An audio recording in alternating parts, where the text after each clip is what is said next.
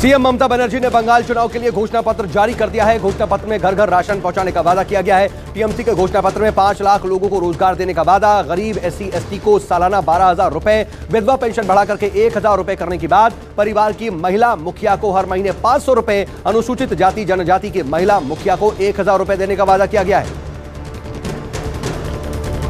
झारग्राम में ममता बनर्जी ने रैली के दौरान बीजेपी सरकार पर जमकर के निशाना साधा। कहा, बंगाल में बीजेपी ने गुंडों की फौज बुला ली है। चुनाव जीतने के लिए बीजेपी तरह तरह के हथकंडे अपना रही है। अगर बंगाल में बीजेपी की सरकार बनी तो लोग भूखे मर जाएंगे। बीजेपी पर आरोप लगाते हुए ममता ने कहा कि आपने मुझे मारा लेकिन मेरी आवाज नहीं दबा सकते। पश्चिम बंगाल विधानसभा चुनाव के पहले चरण में प्रधानमंत्री नरेंद्र मोदी कल पुरुलिया में रैली करने जा रहे हैं। पुरुलिया के बाद पीएम मोदी की रैली 20 मार्च को खड़गपुर, 21 मार्च को बाकुंडा में होगी। वहीं पीएम 24 मार्च को नंदीग्राम में रैली करेंगे। बता दें कि नंदीग्राम से सीएम ममता बनर्जी चुनाव लड़ रही हैं, जबकि बीजेपी ने शुभेंदु अधिकारी को मैदान में उतारा है।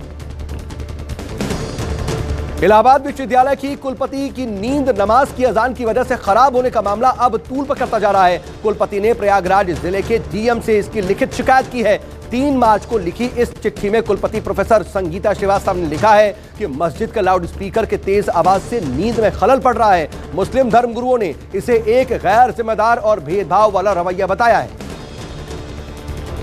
कुलपति की परेशानी को देखते हुए मस्जिद कमेटी ने मीनार पर लगे लाउड स्पीकर का रुख उनके घर की तरफ से हटा लिया है। दोनों लाउड स्पीकर्स का रुख दूसरी तरफ कर दिया गया है। इसके साथ ही अब 50% वॉल्यूम में ही लाउड स्पीकर से अजान दी जाएगी। मस्जिद कमेटी ने वाइस चांसलर संगीता श्रीवास्तव से खेद भी जताया है। कमेटी की तरफ से कहा गया है कि अब उन्हें कोई तकलीफ नहीं होने दी जाएगी। उपराज्यपाल की शक्तियां बढ़ाने से संबंधित केंद्र सरकार के विधेयक के खिलाफ आज आम आदमी पार्टी ने जंतर मंतर पर धरना दिया और सरकार से इसे वापस लेने की मांग की। दिल्ली के सीएम अरविंद केजरीवाल ने केंद्र सरकार पर निशाना साधते हुए कहा कि दिल्ली में इन्होंने एमएलए खरीदने की बहुत कोशिश की लेकिन खरीद नहीं पाए, इसीलिए अब यह कानून लाए।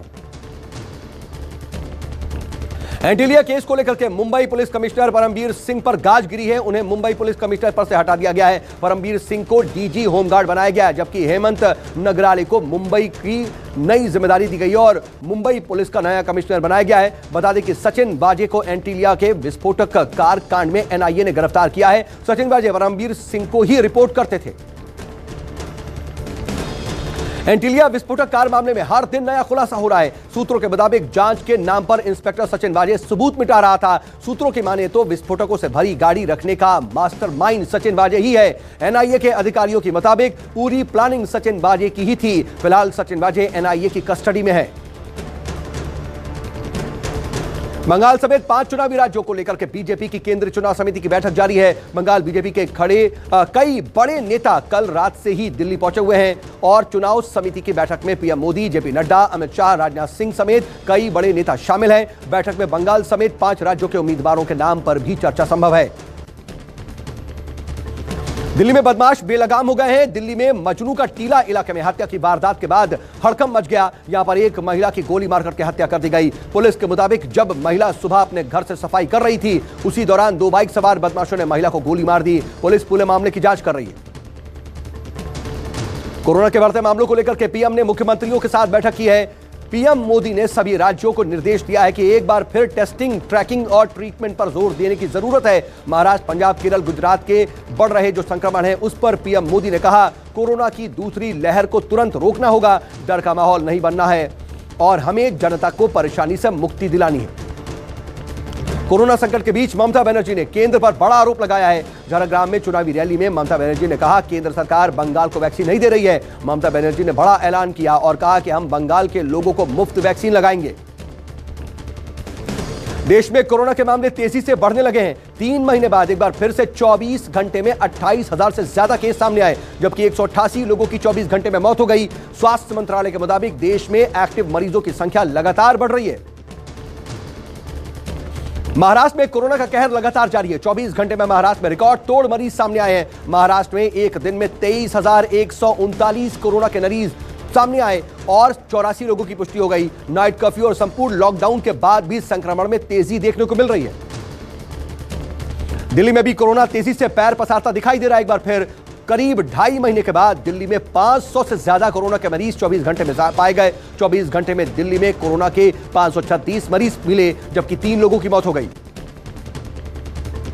बिहार में उपेंद्र कुशवाहा समेत बीजेपी जेडीयू के 12 नेता एमएलसी बनाए गए हैं। राज्यपाल ने नेताओं को एमएलसी मनोनीत किया। बता दें कि कल कैबिनेट की बैठक में सीएम नीतीश को राज्यपाल कोटे से एमएलसी बनाए जाने वाले नेताओं का चयन करने के लिए अधिकृत किया गया था, जिसके बाद लिस्ट सौंपी गई और आज राज्यपाल फागू चौहान ने सभी 12 एमएलसी मनोनीत किए। एमएलसी में 6 जेडीयू और 6 बीजेपी के नेता शामिल हैं। हिमाचल के मंडी से बीजेपी सांसद रामस्वरूप की दिल्ली में संदिग्ध मौत हो गई। रामस्वरूप शर्मा का शव उनके आवास पर पंखे से लटका हुआ पाया गया। कमरा अंदर से बंद था। सांसद रामस्वरूप शर्मा के आत्महत्या करने का शक जताया जा रहा है, लेकिन आत्महत्या की वजह का पता नहीं चल पाया है। संसदीय दल की बैठक की वजह से रामस्वरूप शर्मा दिल्ली में थे। फिलहाल पुलिस पूरे मामले की जांच कर रही है।